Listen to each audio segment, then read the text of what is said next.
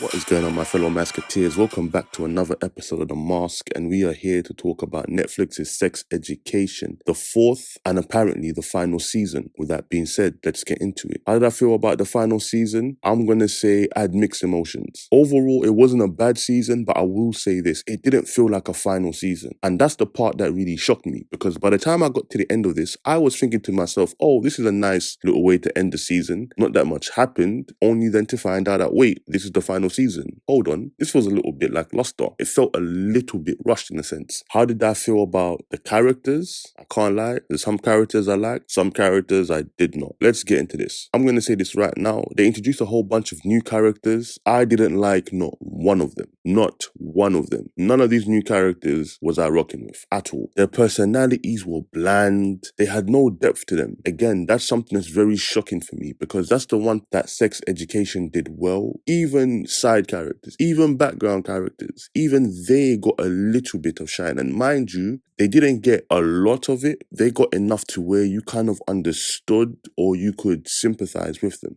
In this season, all these new characters are just there to take up space. And the problem is they are one-dimensional, which is something that Sex Education does not do. They were very good at subverting expectation by giving you a simple template and then diving a bit deeper and unpacking it. Some characters got more development. Prime example was Ruby. She got a lot of development, and then you kind of got to peek behind the curtain and you saw why she is the way she is, and you could actually appreciate it. Whereas with this new gang, they all trash. Anyway, I'm not gonna waste no more time on that. I'm gonna go to the people that we really came for, the main cast.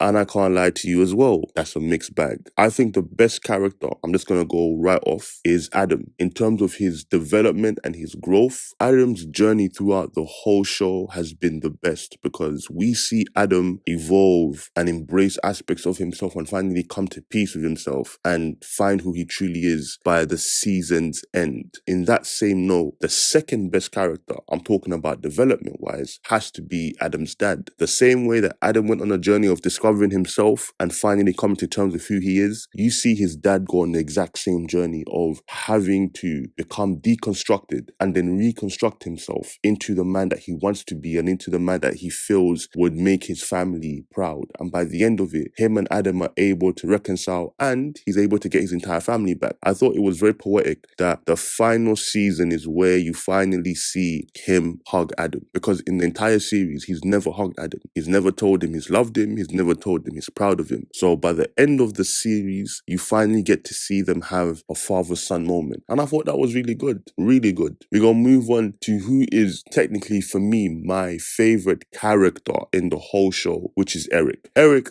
hold it down, bro. Hold it down. He was the only blackface in that whole show for a minute. And he was the life and the heart of the show. I love Eric. Eric's character is amazing. Just amazing. From the writing to the delivery to how he does everything. Eric, yo, my guy.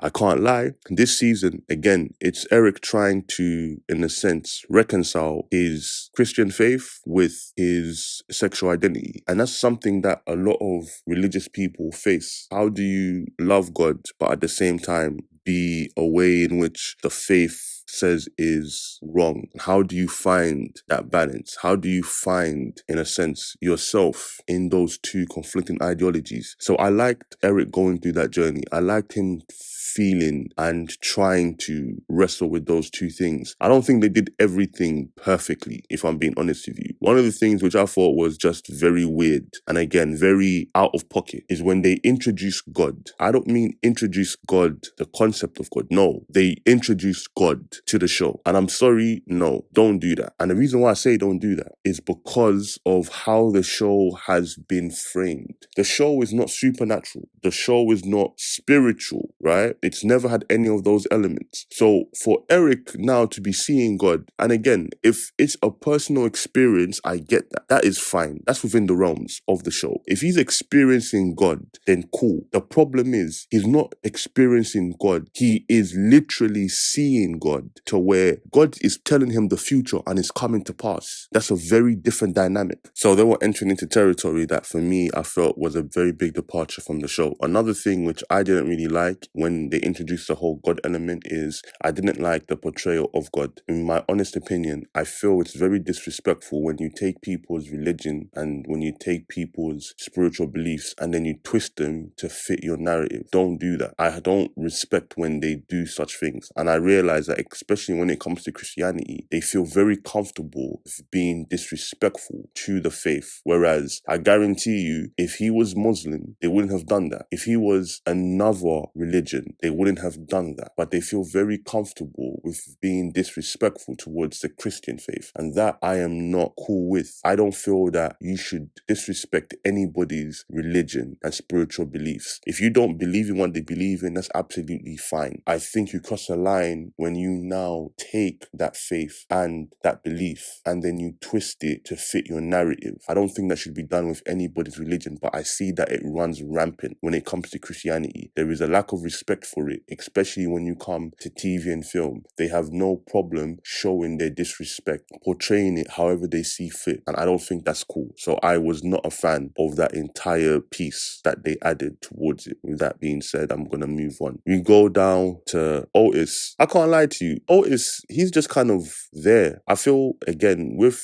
the whole series, they've kind of run out of things to do with Otis. I feel that before, Otis was a character that was flawed and trying to, again, come to grips with who he is, and he's always been intelligent, but he's been very bad with people. So as he grows and he interacts with more people, his flaws are seen, but you see him overcome his flaws. Whereas now, I don't even see him overcoming any flaws. He has a lot of flaws, by the way, but he doesn't overcome his flaws, because the one thing about sex education, it was always about consequences. Now there's no consequence for anything. Otis does whatever he wants and he never has to be held accountable for it. And to me, I just thought the character was stagnant. It hadn't moved at all. We move on to Maeve. Maeve, she ain't really even in this season. She's in America. I did like the fact that she was pursuing her dreams and growing in that sense, because she wants to be an author and a writer. So she's in America in a writing program, and there she is battling her own doubt and even questioning whether or not she has what it takes to become a writer. And I like that for her, because it's a natural progression for her character. You're seeing her finally take a chance, believe that there's more to life and she can become more. But with that comes its own personal struggles. And so we see her deal with that. Her and Otis are meant to be having a long distance relationship. Again,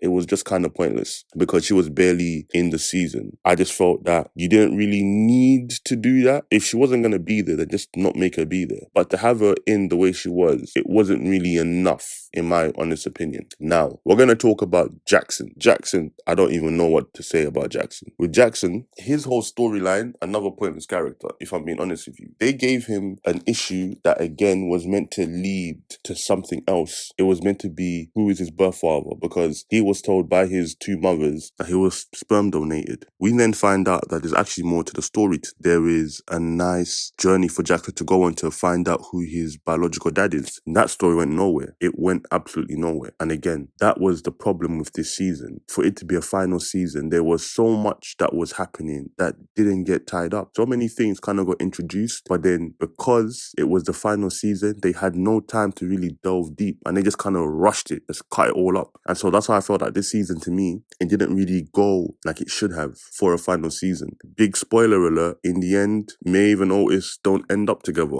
Really and truly, I didn't really even care, if I'm being honest with you. Don't get me wrong, I did like Maeve and Otis, and a lot of people thought that, oh, like, they should be endgame. At the same time, they're only 17. So for them to be endgame, they could kind of, circle back in a couple of years. I just felt that even with how they ended on a good note. I felt that the thing which I liked about their ending was they both took something from each other. Maeve realized that it's okay for her to love and lose. You shouldn't be afraid to let somebody in. You shouldn't be afraid to care about somebody. You shouldn't be afraid to hope. You shouldn't be afraid to dream. You could fail. Okay, it's a part of the process, but still go for it. And Otis, I don't know if he got the same thing from it because, again, like I said, his character got butchered so much that he's no longer even aware of his flaws and like his growth was so stagnant. I don't even know if you're supposed to get the same thing if he is meant to leave the same way as how Maeve left, in the sense of being open to love and to giving yourself fully, even though it might not work out, and still taking a chance. I think maybe that's it for Otis because his whole thing was he was never good with people. So him getting close to somebody was hard for him as well. That is my takeaway. I could be absolutely wrong, but it is what it is. With all of that being said, I would say Sex Education season 4, I'm going to give it like a 6 out of 10. It wasn't bad. It wasn't good. It was just with a couple of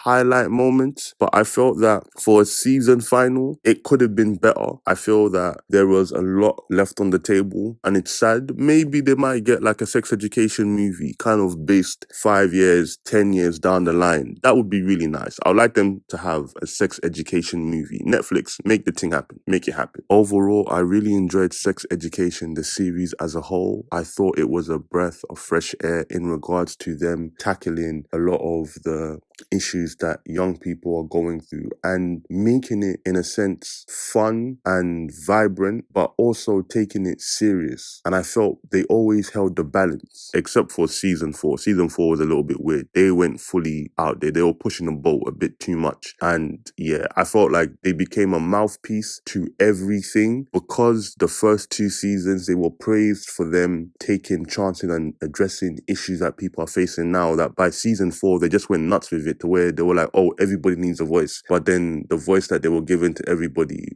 was just too much, in a sense of it was just basic lines, but there was too many people saying basic lines to where it just became noise, if that makes sense. But overall, I'm going to give it a 6 out of 10. If you watch the show, what did you think about it? If not, will you watch it? Please comment in the comment section and let's get active. Like always, like, comment, subscribe, and I will see you at the next masquerade. Peace.